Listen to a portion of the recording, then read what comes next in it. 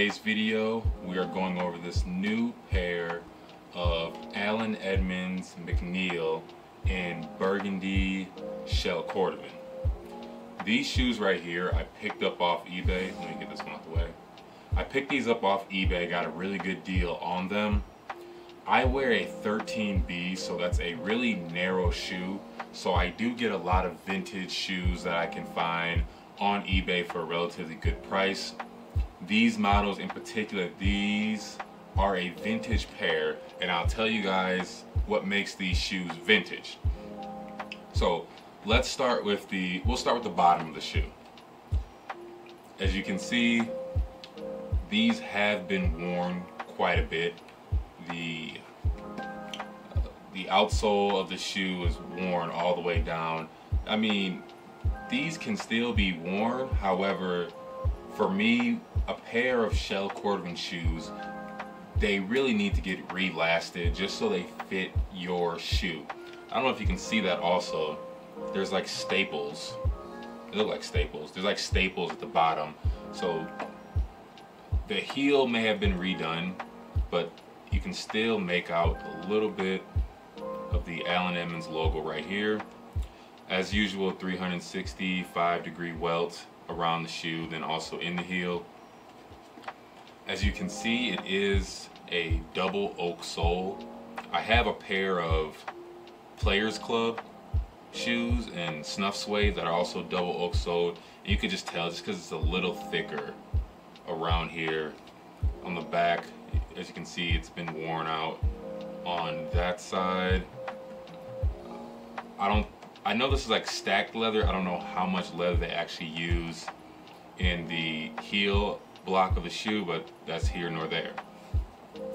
The overall aesthetics of the shoe, this is the, again, burgundy shell Cordovan. If you don't know what shell Cordovan is, it is made out of the hind quarters of the horse, or horse butt as some people like to say, and it's underneath those quarters, which is the membrane, and it's shinier, sleeker than traditional calfskin.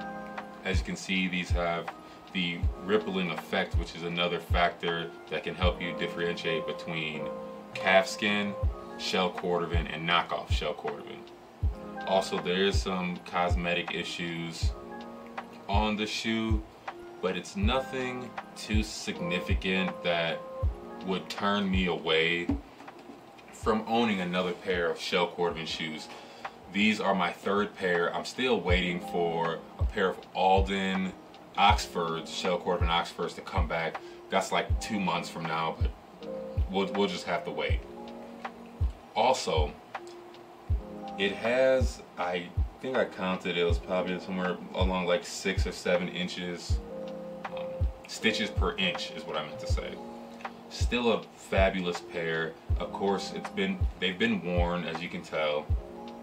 They've definitely been worn, and they need to get sent back. So I'll show the process of these getting sent back. It usually takes between 2 and 3 weeks to get a pair back. These are going to be part, you can see a little damage on the front of the toe. These are going to be part of my fall collection shoes. In due time, I'll make a video on that. You guys are going to be amazed about the shoes that I have for the winter. Excuse me. Like I stated earlier, these are the Edmonds McNeil in burgundy shell Cordovan. Got them on eBay. Got a great deal. The McNeil is built on the 97 last, which, if you know anything about Edmonds last, the 97 last is similar to the Grayson loafers, which I have a pair of those. So these fit very nice. On the inside of the shoe, by the way, this shoe tree right here fits in it lengthwise, but the width, it feels like these have been worn and kind of took shape to the last owner or owner's shoes or their foot. So I definitely want to get these re-lasted just so it fits my shoe or my foot how I like it. On the inside, I hope that shows up. I'm not sure if it will or not, but on the inside here, As you can see, it says 13B and has the numbers right after it. Also, it says 9187, which you can go online and look at the Allen Edmonds like reference numbers, and they have a list of what shoes are shell Cordovan and which ones are not. I went, checked these out. They were official shell Cordovan. This is a vintage model, and you can tell, this way, you can tell by the lettering. All the Allen Edmonds letters are capped. If you've ever watched Robert Powers or Cobbler Bob, his channel, he has this neat little like algorithm that he figured out to tell the date in which the shoe was made and how old it is.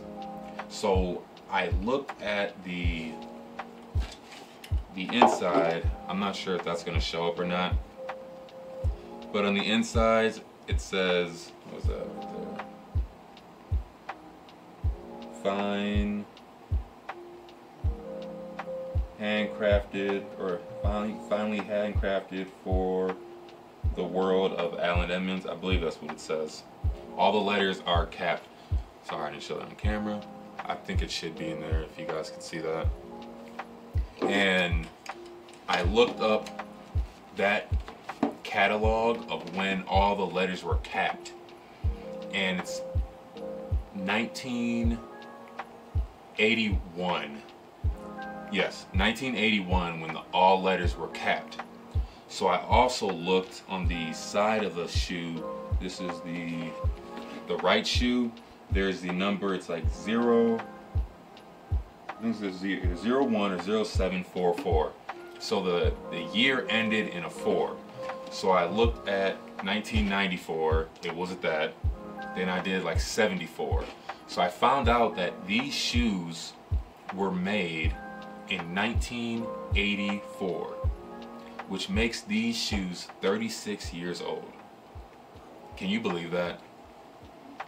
Look at them. To be almost 4 decades old, these shoes, with a little polish and wax, these shoes will look beautiful. The only reason I'm not doing that, like I stated earlier, with shell Cordovan shoes, to me, they need to be sent back so your foot can fit the shape of them. When you take them back to the factory, they strip off a lot of the gunk and everything that's accumulated over the last couple of decades.